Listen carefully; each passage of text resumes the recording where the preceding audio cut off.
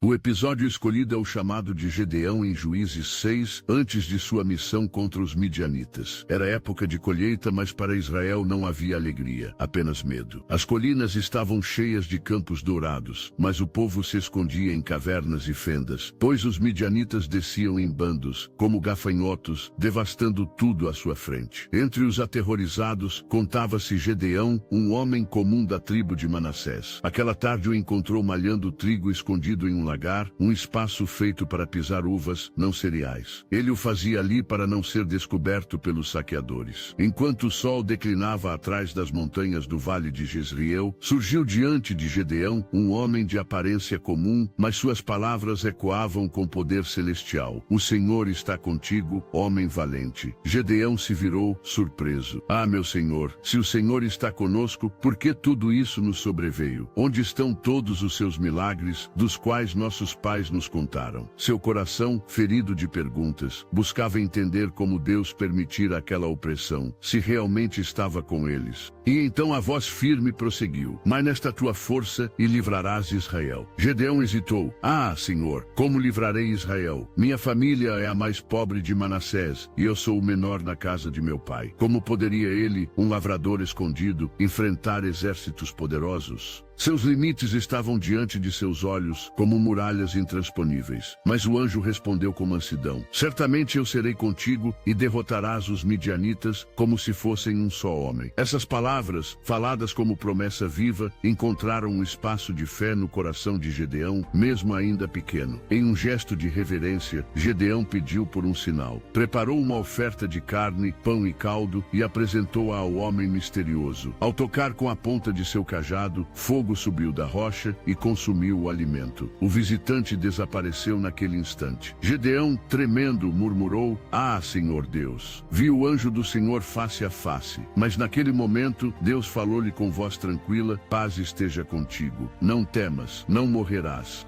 Com essas palavras como âncora, Gedeão construiu ali um altar e o chamou de Mouro: Senhor é paz. Ainda assim sua fé seria provada. Naquela noite, Deus lhe deu sua primeira missão: destruir o altar a Baal e o poste ídolo ao lado da casa de seu pai e edificar um altar ao Senhor em seu lugar.